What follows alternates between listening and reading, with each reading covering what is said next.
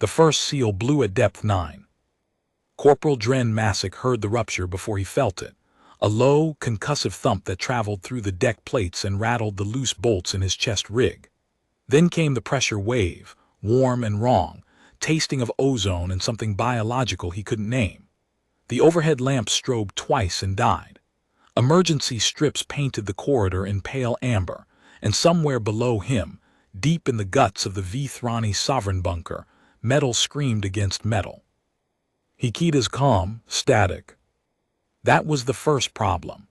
The second was that he was alone, separated from second platoon during the diplomatic escort rotation, posted to a corridor junction 6 levels below the surface, while his squad held the main atrium above. The third was that the Vethrani had sealed the complex from the inside, all 42 blast doors between him and open air locked, bolted, and magnetically clamped in automatic containment protocol. And the fourth, the one that changed the shape of everything that followed, was that the species who'd sealed those doors had done so to keep something out. The something was already in. Massick pressed his back against the wall and listened. His helmet's tactical overlay was dead. The Vethrani sovereign bunker ran on a crystalline harmonic network incompatible with Terran signal architecture, and the electromagnetic backwash from the seal failure had killed the little passive reception he'd managed to coax during his 18 hours on post. No squad channel, no GPS, no nav feed, no drone relay. He had his rifle, his sidearm, 7 magazines between them, a field toolkit, 2 water pouches, a ration bar he'd been saving, and his own 2 feet. The corridor stretched in both directions, curving gently. Vethrani architecture favored long arcs, no sharp corners, no hard angles, no straight lines longer than 20 meters. Every wall was faced in a dense mineral composite the color of old bone. The emergency lighting caught the surface and gave it a wet sheen. The ceiling was high, built for a species averaging 9 feet, which meant Massick had 2 feet of clearance above his helmet and sightlines that curved away into amber-lit nothing in both directions. He moved. Not fast, not slow. The pace a man sets when the ground is hostile, the map is gone, and the only asset left is the 6 inches between his ears. Rifle up, breathing controlled, weight distributed evenly across both feet with every step. He listened the way a hunter listens, not for a specific sound, but for anything that broke the pattern. The hiss of failing pressure equalization behind a wall panel to his left, that was the bunker bleeding air. The distant groan of structural members shifting under load somewhere below, that was geology settling. The drip of coolant from a ruptured overhead line striking the deck plates in an irregular beat that sounded almost like footsteps until he stopped, and it didn't, that was plumbing. He cataloged each one and filed it. Known sounds became the baseline. Anything new against that baseline would mean contact. His boots were loud on the mineral composite. He adjusted shorter steps, heel-to-toe roll, weight through the midfoot. The sound dropped by half. Not silent, but quieter than the ambient noise of a bunker digesting itself from the bottom up. He cleared each section of corridor as he passed it, a quick scan through the weapon optic at the farthest visible point of the curve, then a listen, then forward. The optics battery was low but functional. Small blessings in a building full of large problems. 6 minutes in, he found the first body. Vethrani. Tall, 8 feet easy, even crumpled. Limbs folded at angles that meant the fall had been sudden, and the body had hit the floor without any attempt to arrest itself. Slate-purple skin with the high-cast banding on the throat, 3 parallel ridges darkening to near black at their crests. Noble cast. The robes were formal, diplomatic white with silver thread, which told Massick this wasn't a soldier. This was someone caught in the wrong corridor when the seal blew. He knelt, checked for a pulse at the junction of the primary thoracic vessels behind the left ear plate. Nothing. The eyes were open, pale gold, fixed on the ceiling. The expression wasn't pain. It was surprise, the kind that comes when the thing you were told couldn't happen arrives so fast you don't have time to be afraid. He noted the direction the body had fallen, away from the east, pressure wave from that bearing. He also noted what wasn't there: no weapon, no defensive wounds, no sign of combat. The pressure wave had killed this noble, not the Kethren. The Kethren were deeper, still working, still moving upward. This body was collateral from their entry, killed by the building's own emergency physics before the attackers even reached this level. He moved on. The second body was 90 meters further. Same caste, same robes, same expression. This one had tried to run, the feet were pointed west, toward the operations center deeper in the level. The Vethrani had made it 30 meters before the pressure wave caught up. Masick checked it quickly, cataloged the fall direction as confirmation of the eastward blast origin, and continued. At the second junction, the corridor split. One branch continued the gentle arc westward. The other dropped steeply into a sublevel, a smooth ramp wide enough for 3 Vethrani abreast. The air rising from below was warmer than it should have been. Vethrani environmental systems pushed heat upward. Warm air descending meant active thermal displacement. Either the HVAC was reversed, or something down there was generating enough heat to override the system entirely. Masick ate his ration bar. Standing one shoulder against the junction wall, rifle cradled in the crook of his arm. 12 seconds. Chewed, swallowed, crumpled the wrapper and put it in his pocket. The calories would matter in an hour. They always did. He took the descending branch. The thing that's wrong is the thing that matters. The thing that matters is where you go. The ramp curved as it descended, always the gentle arc, and the temperature rose with every step. The air thickened. Not moisture, heat itself, rolling up in invisible waves that made the emergency lighting shimmer at the edges. Below him, through the walls, he could feel vibrations that weren't structural settling. They were rhythmic, purposeful, boots on deck plates but not human boots. Too many legs, too fast a cadence, and spaced with the geometric regularity of a formation trained to move in the dark. The sublevel opened into a wider space. An operations center, circular, with a raised central platform surrounded by workstations curving outward like petals. Every screen was dark. The emergency lighting was weaker here, just a thin amber line tracing the baseboards, throwing long upward shadows that made the room feel like the inside of a cold cathedral. The room wasn't empty. 11 Vethrani, all alive, all high-caste nobles, slate-purple skin, silver-threaded white robes, the triple throatridges of senior diplomatic rank. Clustered on the far side, pressed between 2 dead workstations, they flinched when Masick's silhouette filled the doorway. All 11, simultaneously, the same involuntary contraction. Several raised their hands, not in greeting, in defense. One stepped forward, taller than the rest, 9 feet, maybe a handspan more, with throatridges so dark they looked like incisions. His hands were open, palms forward, and his pale gold eyes were fixed on the rifle with the attention of someone who understood exactly what the weapon was designed to do. Human, the Vethrani said. The translator rendered it flat. You are compact attached military, Terran armed forces. Masick kept the rifle aimed beside the noble, close enough for the geometry to register. Corporal Masick, 2nd Platoon, Bravo Company, 14th Expeditionary. I was posted at Junction 6 when the seals blew. What happened? The Vethrani's throatridges pulsed, rapid, involuntary.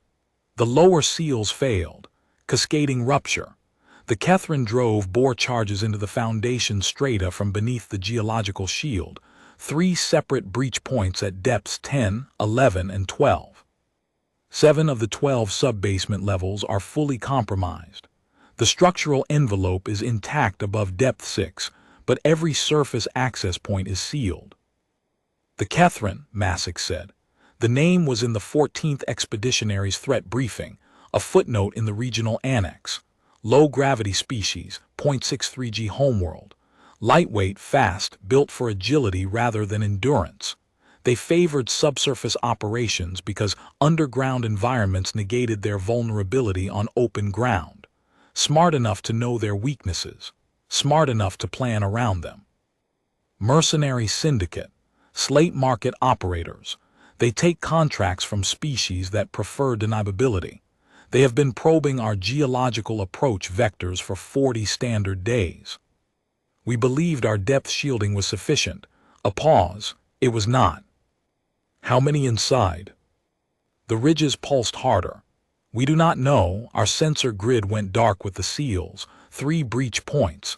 If each delivered a standard insertion pod, 20 to 30 combatants, minimum 60, maximum 90. 60 to 90 hostiles in a blacked-out underground complex. 1 Terran corporal with 7 magazines between 2 weapons. 11 unarmed diplomats who flinched at the sight of a silhouette. Masick did the math the way a man checks his watch, not because the answer was good, but because knowing the number is always better than not knowing. What are the Kethren after? The tall noble glanced at the others.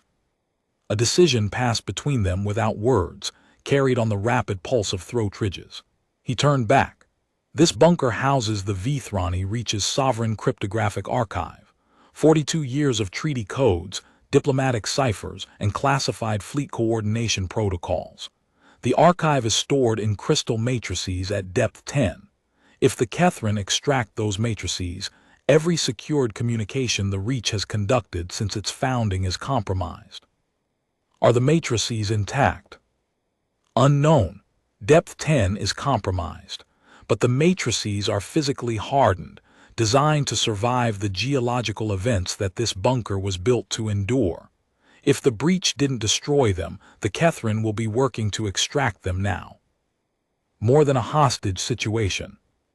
A strategic intelligence breach in progress, with the bunker's own containment protocol sealing the defenders inside with the attackers.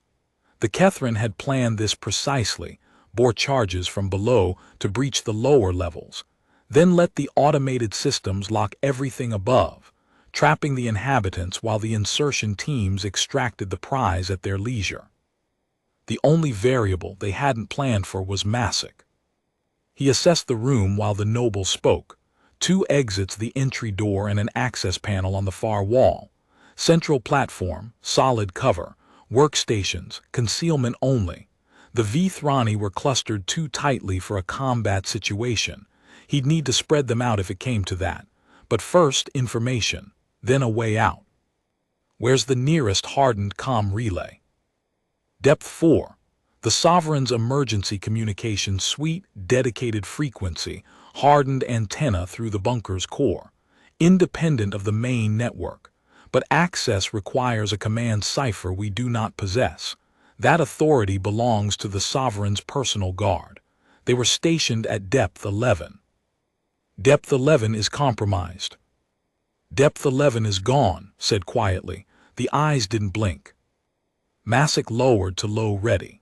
The 11 Vethrani watched him the way prey watches a predator that has inexplicably chosen not to strike. All right, here's what's going to happen.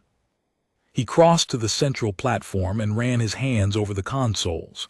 Dead. But the hardware was intact, crystalline processors in passive dormancy, not destroyed. Power feeds through dedicated channels in the platform base.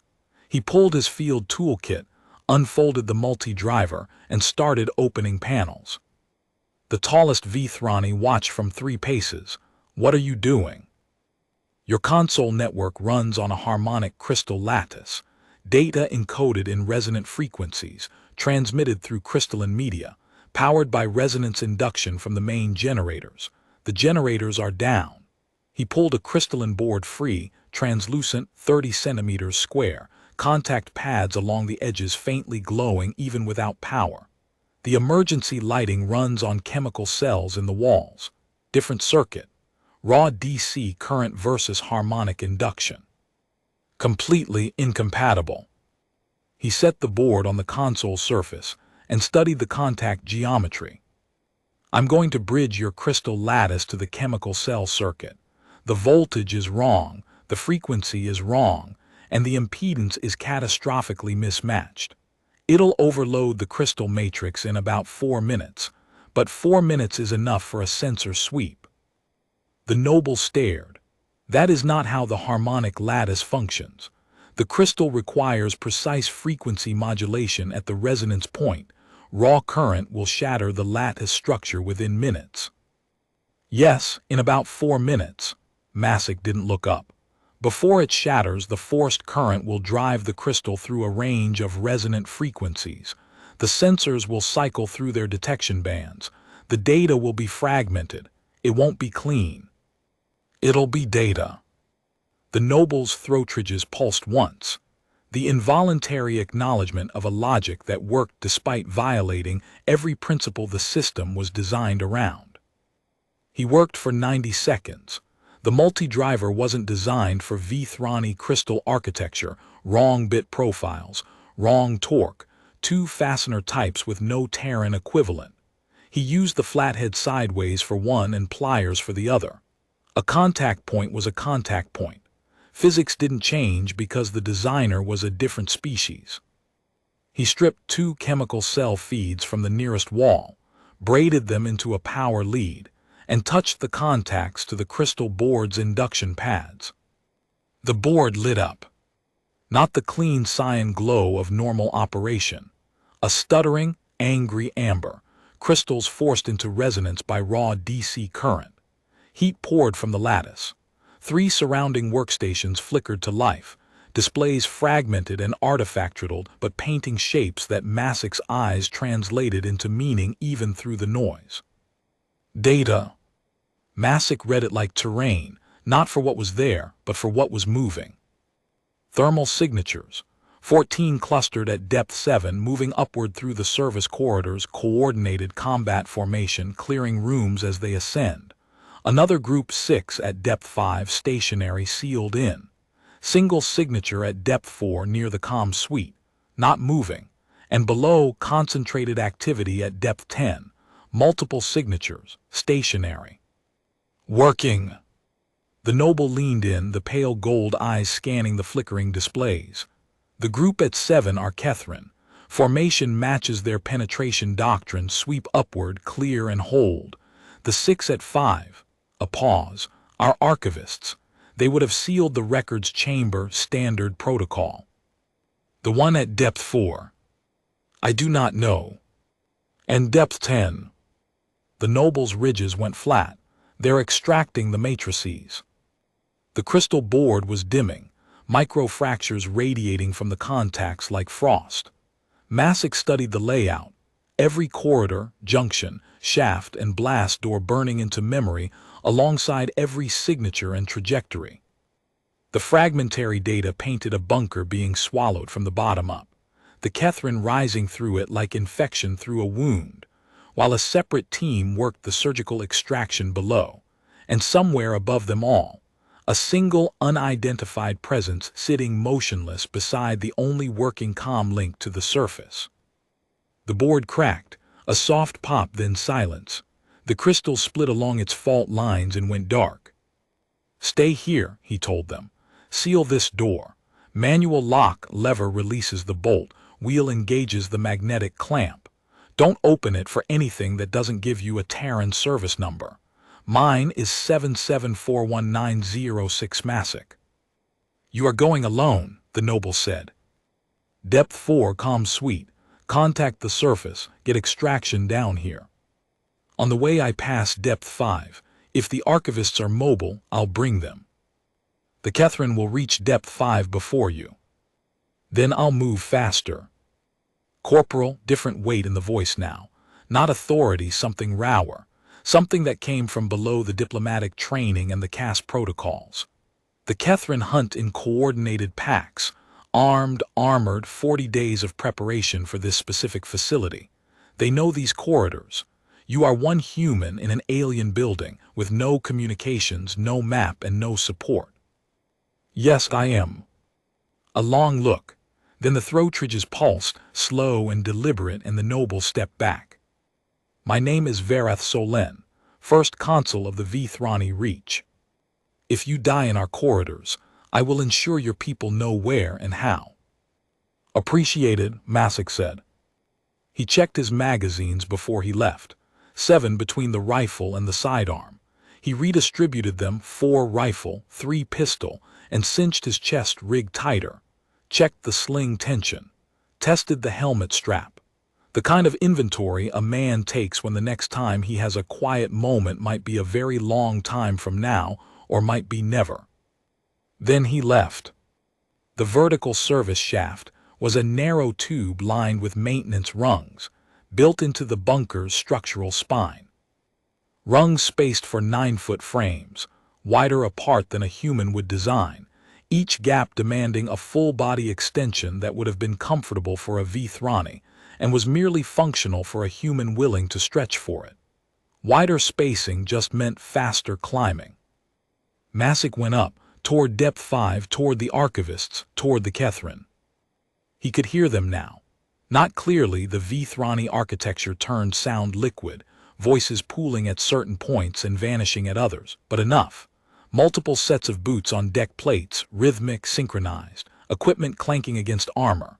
Low guttural voices, confident, unhurried, professional. They were clearing rooms by protocol, not by fear. Moving upward with the systematic patience of a force that owned the dark and knew it. Every sealed door confirmed their success.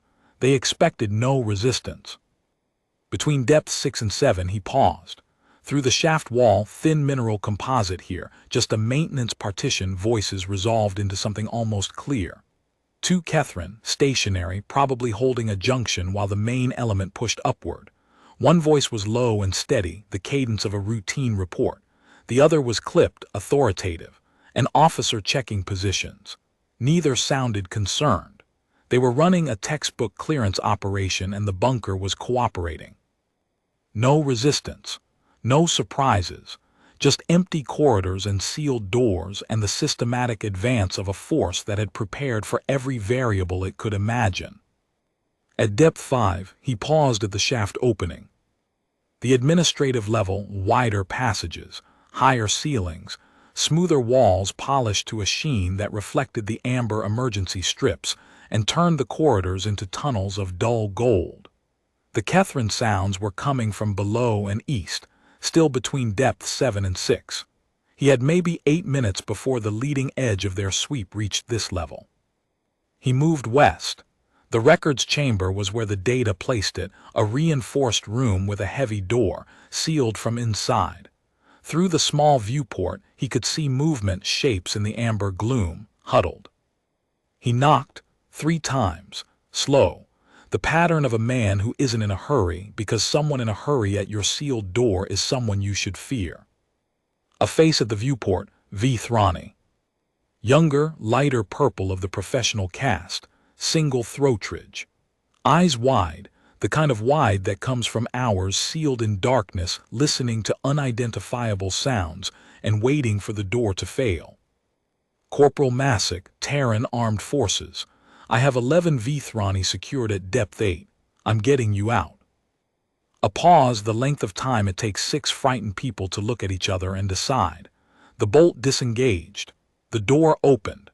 6 archivists, 3 male, 3 female by Vethrani dimorphism, gray-blue administrative robes, scared but functional, no injuries visible. The youngest archivist, barely 7 feet, face still carrying the unmarked smoothness of someone who'd never been in a room where the lights died for a reason, stared at Masick with an expression that was half relief and half disbelief. The human was smaller than any adult Vethrani, shorter, narrower, one individual in corridors designed for a species that thought in groups of dozens. Can you run? All 6 indicated yes. Single file, one hand on the wall, don't stop, don't speak, don't look back. If I stop, you stop. If I move, you follow, clear. 6 nods. The oldest archivist, a male with deep-set eyes and the stooped posture of decades in document chambers, took position directly behind Masick without being told. The others fell in. They'd never done this before. None of them had been trained for it. But something in the human's voice, not the volume, which was low, not the tone, which was flat, something in the absolute economy of it, the way every word served a function, and not one of them wasted breath on reassurance, made the instructions feel less like orders and more like physics. You did them because they were true. He moved them east, back toward the shaft. Fast now, the timetable was contracting. The archivists ran with the half-crouching urgency of civilians under threat, their robes gathered in their hands, their longer legs eating distance in strides that Masik matched at a jog. Their breathing was loud. Their feet slapped the polished composite. In the amber half-light they looked like ghosts fleeing their own burial. At the shaft opening, Masik heard something new, not from below, from above. More boots. Another element of the Kethren force, descending from a breach point the fragmentary sensor sweep hadn't shown. The data had been 4 minutes of corrupted fragments from a dying crystal board. He'd seen 14 signatures at depth 7. He hadn't seen everything. The Kethren weren't just coming from below, they were closing from above. He sent the archivists down the shaft, one at a time, coaching them onto the wide-spaced rungs with quiet, precise instructions. Hands here, feet there, 3 points of contact at all times, don't look down. Their hands were shaking. Their grip was uncertain. Bureaucrats and record-keepers descending a maintenance shaft designed for drone rails and 9-foot maintenance crews, not for civilians in robes who had never climbed anything in their lives. The shaft was dark and the rungs were cold, and the sounds from above were getting louder with every second. The third archivist froze, 3 rungs down, hands locked on the rail, legs refusing to continue. The 8-foot drop to the next rung platform suddenly impossible, the darkness below suddenly infinite. Masik leaned into the shaft, one hand on the frame. Look at me, flat, quiet. The next rung is 40 centimeters below your left foot, you can feel it. Move your foot, good, now your hand, good, keep going. The archivist moved, not because the fear was gone. Because the voice didn't leave room for anything else. He stood at the opening, rifle covering the eastern corridor and ears tracking the new sounds from above. The arithmetic had changed. Not just a race to the archivists, a closing vice, 2 elements converging, and the only question was whether the jaws met before or after his people were through. 5 minutes 4-3. The last archivist entered the shaft. From the east, a shadow moved across the amber light. Kethren point man, armored silhouette filling the arc at 40 meters. The figure stopped, head turning, scanning. The Kethren had enhanced optics. Masik could see the faint blue glow of augmented lenses sweeping the corridor. He was standing in emergency light at a shaft opening, visible. He didn't shoot. The point man was alone at the formation's front. Behind him, 8 or 10 more, the heavy synchronized tread unmistakable now, weapons scraping the curved walls as they advanced. If Masik fired, he'd fix the entire formation on this shaft, and the archivists below would be climbing down a tube with hostiles pouring in from above. 1 kill at the cost of 6 lives was mathematics he wouldn't accept. He stepped into the shaft, pulled the panel closed, and descended. Quiet, controlled, above him, boots on the panel. A pause, the scrape of the panel being tested. Latched, not locked. 10 seconds, maybe 15, before they'd open it. Masik dropped 3 levels in those seconds, not climbing, sliding. Hands and boots on the rails, controlled friction descent, the mineral composite rungs burning heat into his palms. The kind of maneuver you learned in Deathworld conditioning when the instructor set the building on fire and gave you 9 seconds to reach the ground floor. Your hands blistered. Your arms screamed. You reached the ground floor. That was the curriculum. He hit depth 8 moving. Above, the panel banged open. Kethren voices echoed down the shaft, sharp, alarmed, the confidence gone. They'd found the shaft. They'd found it empty. They knew someone was using their building against them, and they didn't know who or where. Good. The archivists were at the operations center door, clustered, their administrative robes catching the amber light. He called his service number from 20 meters. The door opened. 6 archivists through. He followed. The magnetic lock engaged behind him with a resonant clunk that echoed through the mineral walls. 17 Vethrani and 1 human in a room designed for 8. The air was already stale, too many bodies, no ventilation, the environmental systems dead along with everything else. Several of the younger nobles had shed their outer robes. The archivists pressed against the far wall, making room that didn't exist. Solen looked at him. Read his face. The flat calm of a man who had just sprinted through hostile corridors with 6 civilians, descended 3 levels in seconds, and arrived without a change in his breathing rate. Report. Archivists recovered. But the Kethren are above us now as well as below. Second element descending from the upper levels, breach point I didn't detect on the sensor sweep. They found the service shaft. We're boxed. Solen's ridges pulsed. Then we are contained. They will breach this door. Not if the corridor outside is impassable. A silence. Several archivists exchanged glances. The oldest, the male who'd taken position behind Masik without being told, watched the human with eyes that had already made a calculation. Impassable how? Your bunker has pressure relief valves at every level junction, manual systems, independent of the main power grid. Part of the geological shielding, designed to equalize catastrophic overpressure events without destroying the structural envelope. Masik turned to the archivists, the most senior among them, a female with the careful bearing of decades of institutional service, hands folded in front of her in the habitual way of someone who organized things for a living, met his eyes. The pressure relief system. If I open all valves between depth 6 and 10 simultaneously, what happens? The archivist considered it.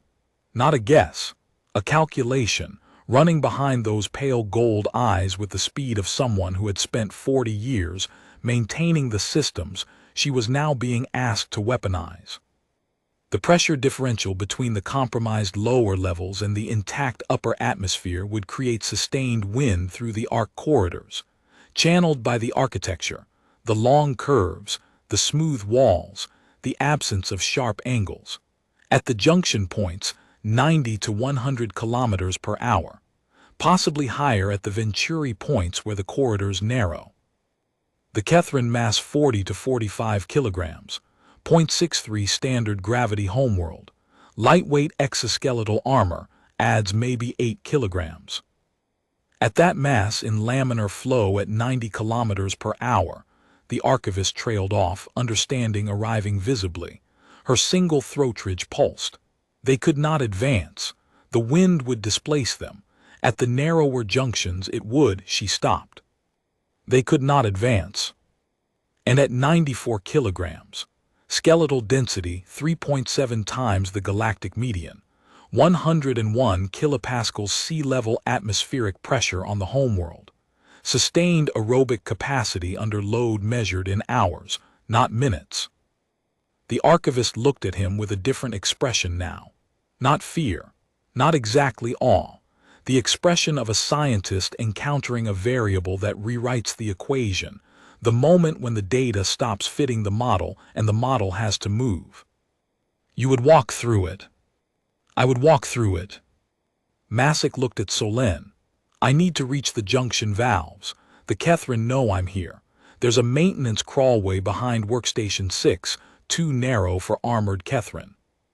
I'll use it to reach the junctions, open the valves, and turn the corridor system into a barrier. Solen's ridges pulsed once. Deliberate, how long? 20 minutes to open all the valves. 16 valves across 4-level junctions, manual wheels with Vethrani grade resistance. Then I need to reach depth 4, the comm suite. You're going to open 16 valves designed for Vethrani hands, walk through the wind they create, climb to depth 4, and contact extraction. Yes. Alone. Yes. Solen looked at him for a long time. The pale gold eyes were unreadable, not because they lacked expression, but because the expression they held was still forming. Something between assessment and recognition. Something that had no word in the translator's lexicon. Go. Masik entered the maintenance crawlway through an access panel behind workstation 6. Inside, the tube was barely wider than his shoulders. Cable conduits, pipe runs, no light except his helmet lamp. The air was thick with dust and thermal haze. Every few meters, a junction box forced him to twist sideways. Once, a sagged overhead pipe reduced the clearance to a gap he could only pass by removing his chest rig, pushing it ahead, and dragging himself through on his belly. 30 seconds lost. He didn't hurry to make them up. Hurrying in a space this tight was how you got stuck. He moved efficiently, adapting his body to the space. The crawlway wasn't designed for a human body. It was a service channel for maintenance drones that the power failure had rendered inert. Their docking cradles lined the walls every 20 meters. Masick used them as handholds. At the first vertical junction, he chimney climbed upward between the walls, back braced against one surface and boots against the other. Past depth 7, where the Kethren were audible through the thin panels, guttural voices, the click of clawed feet, the rasp of cutting tools against a sealed door, close enough that a raised voice would carry. He controlled his breathing and climbed. At the junction between depth 7 and 8, he paused at the crawlway exit, listening. The corridor beyond the panel was silent, no boots, no voices, no equipment. But silence in a hostile building wasn't safety. It was an unverified condition. He eased the panel open 2 centimeters, put his eye to the gap, and scanned what he could see of the corridor in both directions. Amber light, curved walls, no movement. He emerged, exposed now, in the open corridor with no cover closer than the curve of the wall 20 meters in either direction. The Kethren below had passed this junction, pushing upward. The Kethren from above were somewhere in the shaft network, their exact position unknown. He had minutes, not tens of minutes, and every second in the open was a second he could be discovered. 4 pressure relief valves at each junction.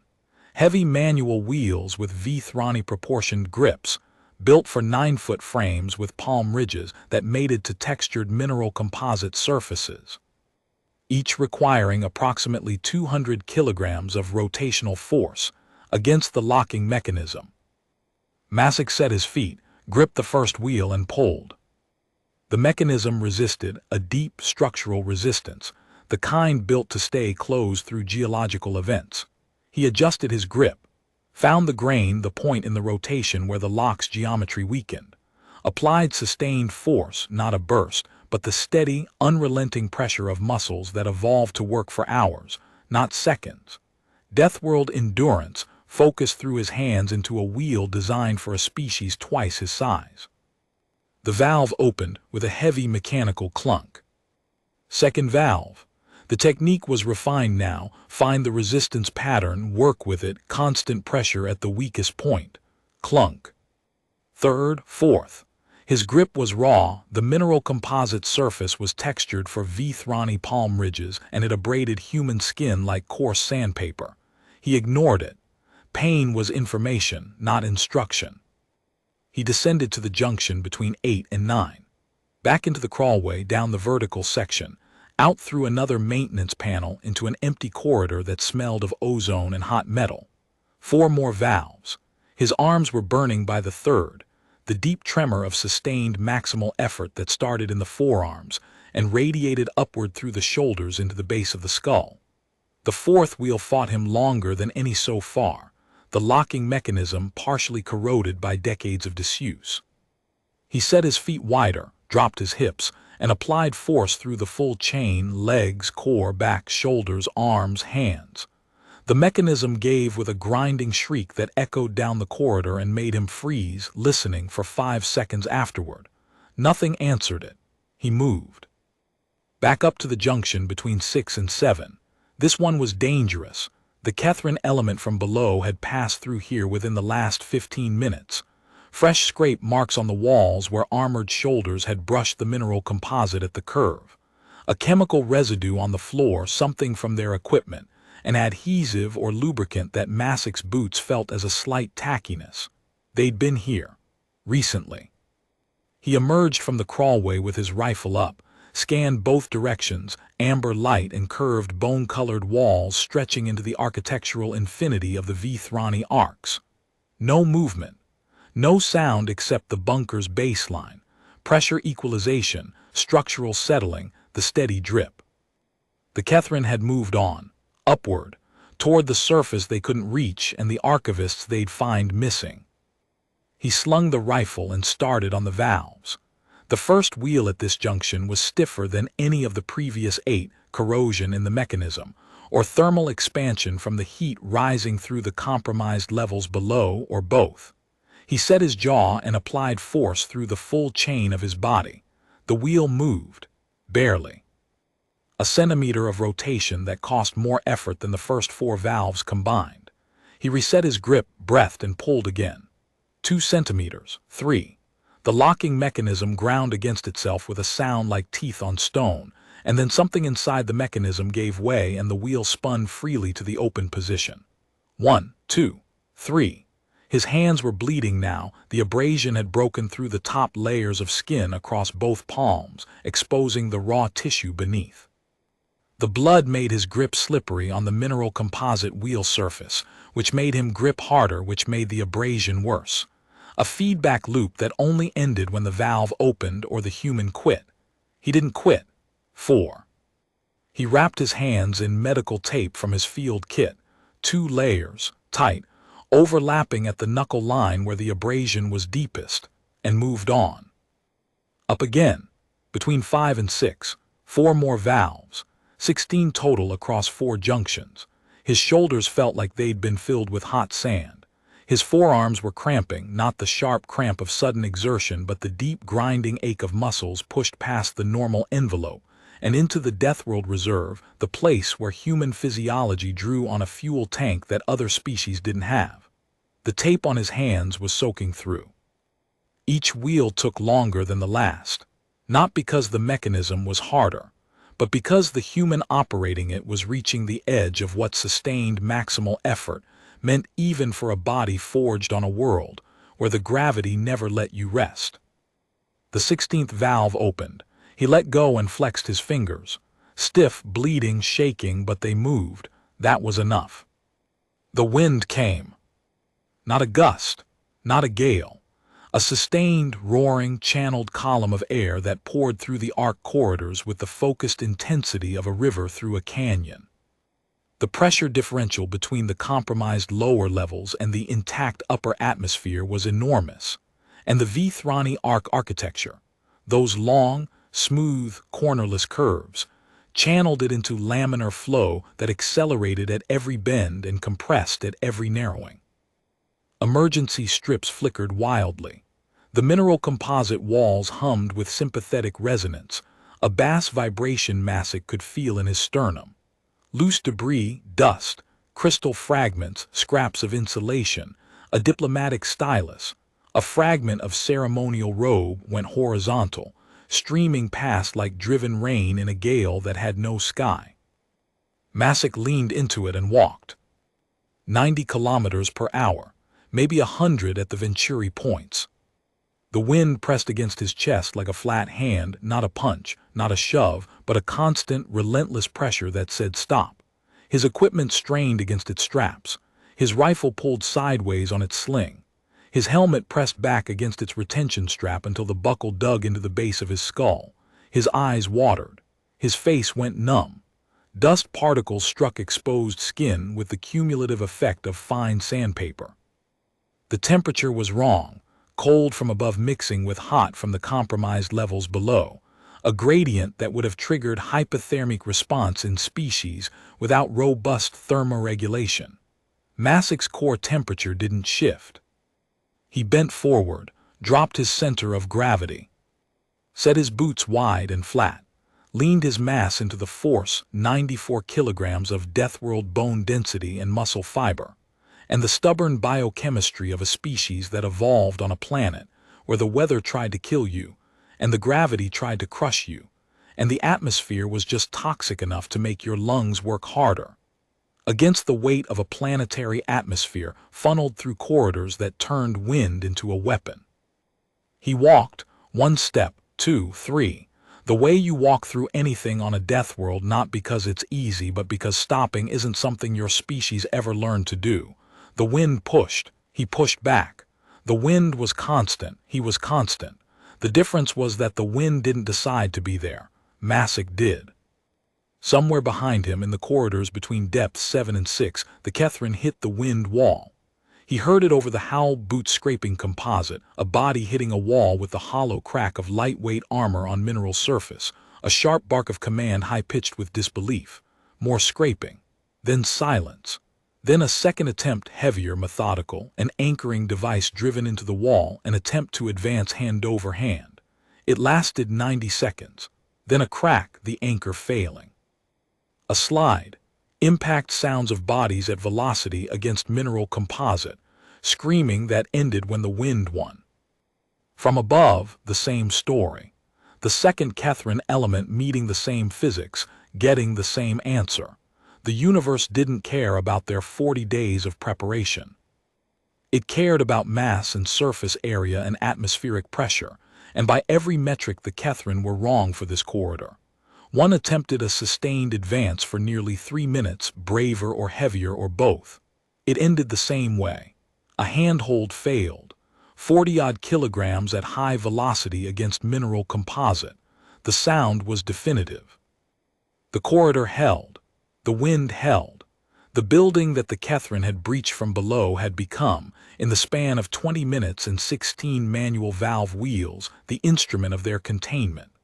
The architecture designed for ceremonial grace, the long curves, the smooth walls, the gentle arcs that avoided sharp angles, had become a weapon, not because Masick had built something new. Because he'd understood what was already there and found the variable that made it lethal. 94 kilograms of human versus 45 kilograms of Kethren, in a wind tunnel that didn't care about training or preparation or 40 days of intelligence gathering. It cared about mass. And on that metric, the only species in the bunker that could move through the corridors was the one from the Class 15 Deathworld. Masick reached the operations center at depth 8, knocked, gave his number. The door opened and the wind blasted in, scattering dust and ruffling robes. He stepped through and helped pull the door closed. Solen stared at him, then at the door, still vibrating faintly in its frame. Then at the corridor beyond the viewport, where debris streaked horizontally past the glass, and the howl filled the silence like a living thing. Solen's voice cut through the howl. "You came back." "I did, but I still need depth 4, calm sweet." Solen looked at his hands. The tape was shredded, soaked through, pink going red. The flesh beneath was abraded raw, not cut, but ground. The skin removed in layers by 16 mineral composite valve wheels that were never designed for human grip. Masick flexed his fingers under the inspection. They still worked. "Through that," Solen said, not a question. "Through that." Masick opened the door and stepped into the wind. It hit him like a wall that never stopped pushing. The crawlway bypassed the worst zones. The maintenance network ran inside the structural walls, partially shielded from the corridor airflow, but Depth 4's comm suite required main corridor access for the last 300 meters. The spur corridor to the comm suite's blast door didn't connect to the crawlway network at all. There was no way around it. The only way to the comm suite was through the wind. He used the crawlway as far as it went, then emerged at depth 5 into the full force of the channeled atmosphere and pushed through 500 meters of howling arc corridor. Leaning at 30 degrees, boots flat, center of gravity low, each step was a decision. His taped hands, gripping the wall for stability when the gusts surged, left bloody smears on the bone-colored mineral composite. At the junction to depth 4, the wind diminished, weaker differential this far from the compromised levels. 40 kilometers per hour, a stiff breeze on a Class 15 world. The comm suite spur corridor was quiet. The blast door was open, not breached, opened from inside by someone with authority. The single thermal signature was here. V. Thrani, Sovereign's Guard, heavy ceremonial plate, white and silver, designed to look decorative and stop a bolt. The armor was scratched and dust-covered. Slumped against the comm console, one leg crushed beneath a collapsed ceiling beam, structural mineral composite, 400 kilograms minimum. The leg was beyond saving, but the pale gold eyes tracked Masick with sharp clarity. 4 hours pinned, alone in the dark, in pain, and the guard's gaze was steady. Terran, the guard said. Masick knelt, assessed. The beam was acting as its own compression seal, the weight closing the vessels it had crushed. I need the comm suite. Command cipher. The guard's hand moved to the chest armor, precise, practiced. A sequence pressed. A crystal chip ejected. Keller Thresh. Sovereign's first shield. I've been waiting 4 hours for someone to give this to. Masick took the chip. Small, smaller than a thumbnail, crystalline, warm from 4 hours against the guard's chest plate. He inserted it into the console's reader slot. The console illuminated, clean, steady blue-white. The dedicated comm line was an entirely separate system from the bunker's main network. Its own power cell, its own antenna, its own hardened signal path to the surface. Independent, designed to survive exactly the kind of breach that had killed everything else. The line was clean and stable, the only working link between 42 sealed blast doors and the open sky above. 4 hours Thresh had held that chip against the chest plate, pinned under a beam, refusing to lose consciousness, because losing the chip meant losing everyone. He keyed the emergency channel. Any station, this is Corporal Masick, 2nd Platoon, Bravo Company, 14th Expeditionary, broadcasting from the Vethrani Sovereign Bunker, Depth 4. Complex breached. Kethren mercenary insertion via subsurface bore charges, 3 breach points, minimum 60 hostiles, 17 Vethrani civilians including First Consul Varath Solen secured at Depth 8. 1 Sovereign's Guard, critical, Depth 4. Pressure relief system activated, sustained wind corridors between Depth 6 and 10, impassable to low-gravity species. Requesting immediate extraction. How copy? Static then. Masick, this is Captain Hendricks, Bravo Actual. We read you. We've been trying to reach you for 93 minutes. How are you transmitting from inside a sealed sovereign bunker? Improvised, ma'am. A pause, the quality of an officer recalibrating. Copy, extraction is staged at the surface. Vethrani architecture has resisted breaching. We couldn't cut through without risking structural collapse on the occupied levels. With your signal, we can coordinate a controlled entry. ETA 40 minutes. Be advised, wind corridors impassable below 60 kilograms standard mass. Approach from upper levels, main shaft. I'll guide them in from Depth 4. Understood. One more. Vethrani Reach Command is monitoring. First Consul Solen is the second-ranking authority in the Reach. He dies in that bunker, the compact loses a treaty partner, every resource authorized. Can you keep him alive? I intend to, ma'am. Then do it. Hendricks out. Masick looked at Thresh. The guard looked back. Pain was visible in every line of the body, 4 hours of it compounding. But beneath it was something harder. The refusal of someone who had waited in the dark with a crushed leg and the cipher that could save everyone, and was not going to be useless now. Help me up, Thresh said. Your leg is destroyed. I have 3 others, and I know this bunker better than anyone alive in it. Masick assessed the beam, 400 kilograms on 2 contact points. He positioned himself beneath the mass center, gripped the mineral composite, the same surface that had already ground his palms raw, and lifted. Sustained force. The beam rose 5 centimeters, 10. Thresh dragged the ruined leg free with a sound that was half gasp, half controlled refusal of the gasp.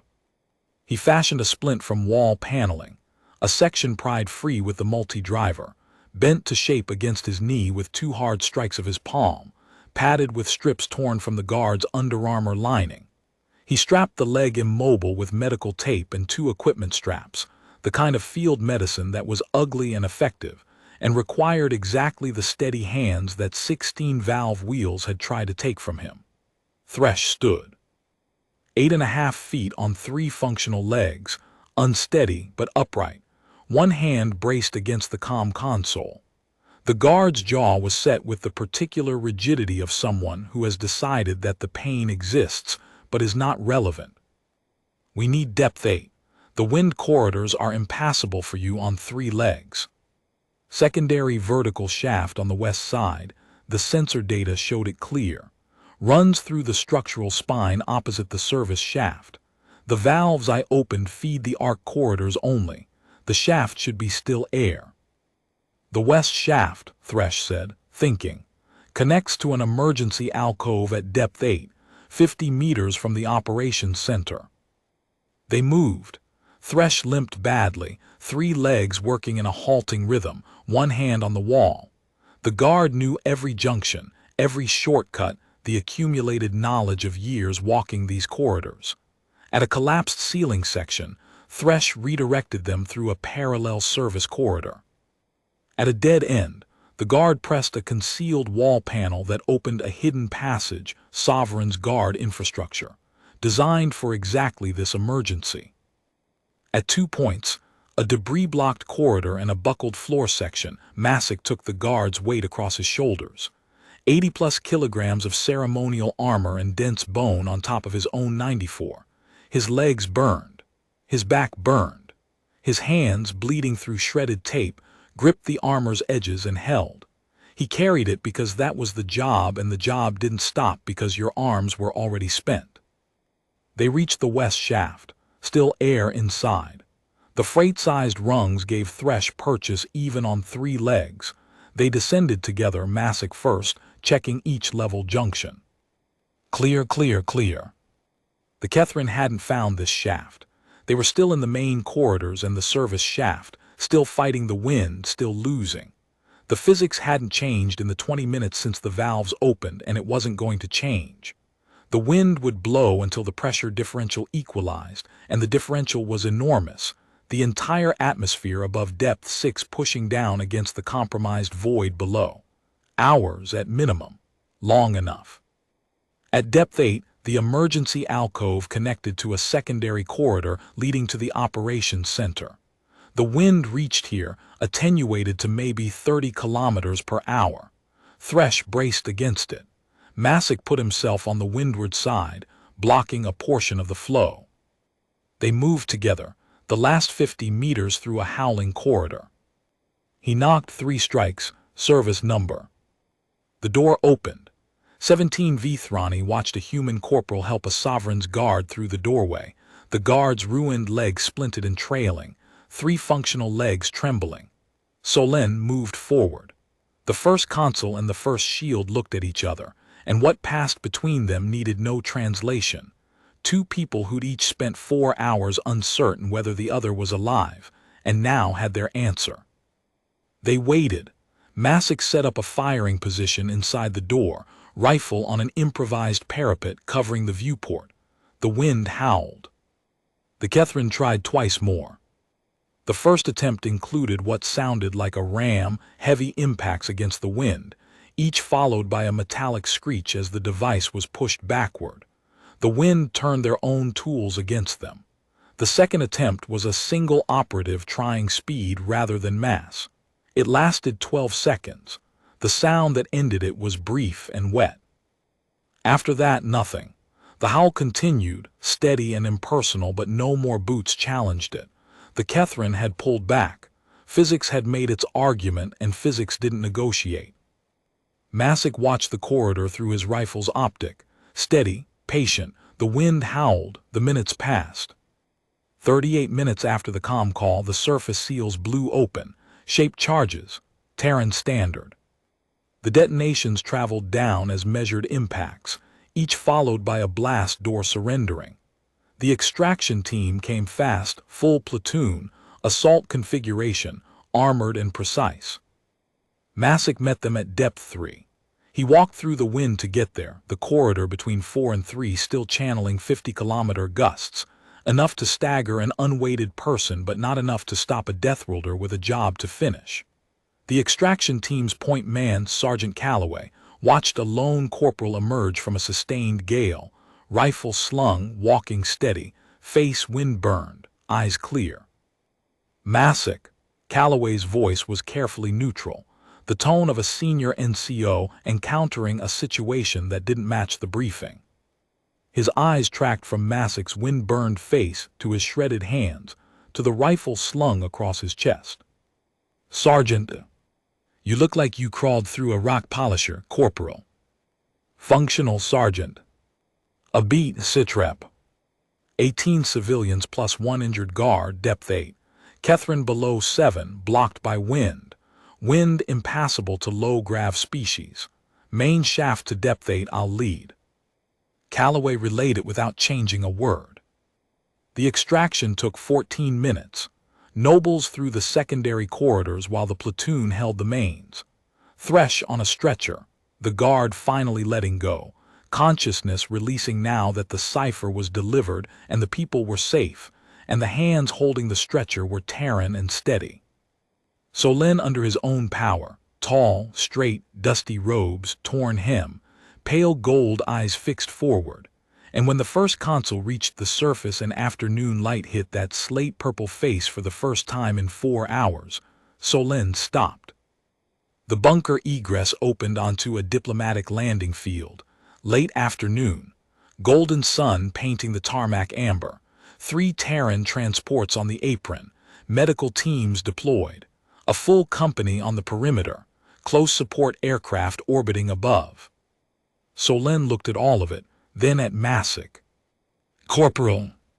Massac was checking his rifle, clearing the action, inspecting the barrel for debris from the wind corridors, testing the magazine release.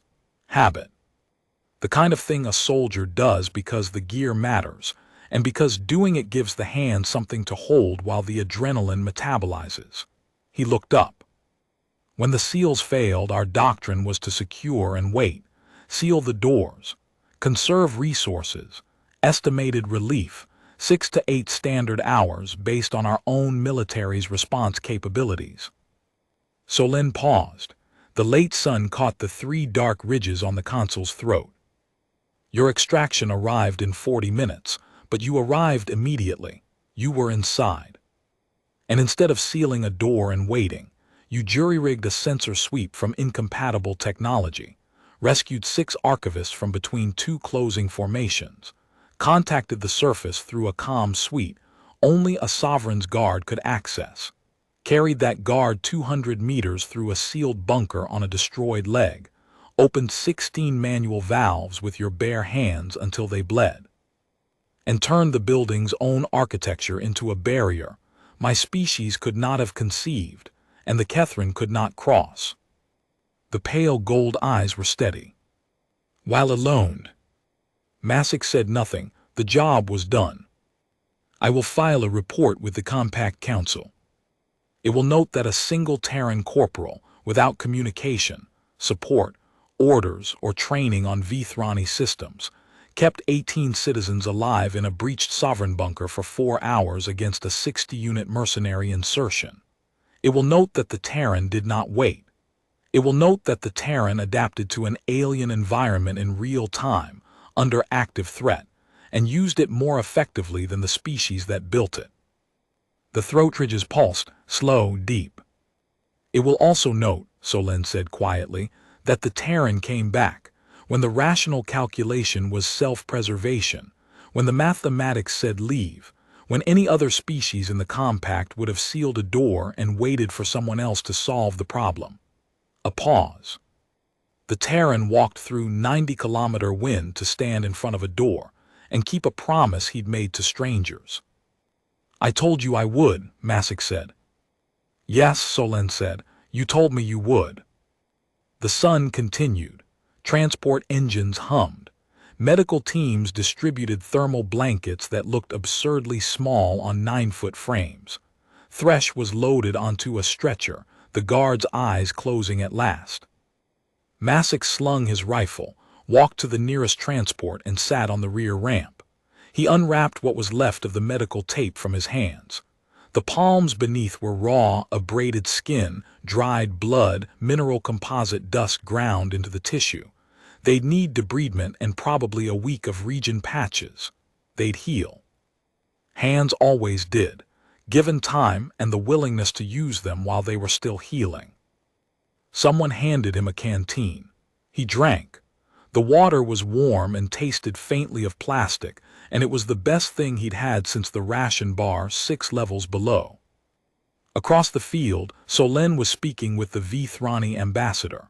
The conversation was quiet, but Masick could see the ambassador's ridges pulsing, the pale gold eyes drifting from Solen to the bunker entrance to the corporal on the ramp, drinking water, rifle across his knees, taped hands steady.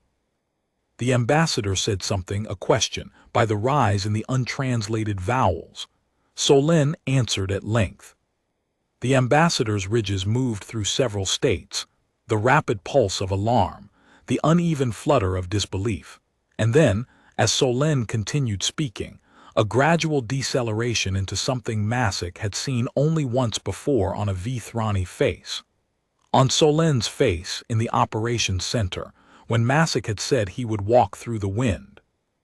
The ridges went still, not the flutter of stress, not the pulse of surprise, the deep stillness, the kind that comes when something is understood for the first time, not as data, not as a classification entry in the compact species database, not as a theoretical capability listed in a briefing document that no one reads twice, as fact.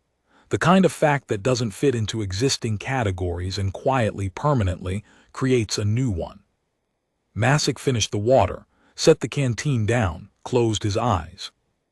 The wind still howled below. Nobody had told it to stop.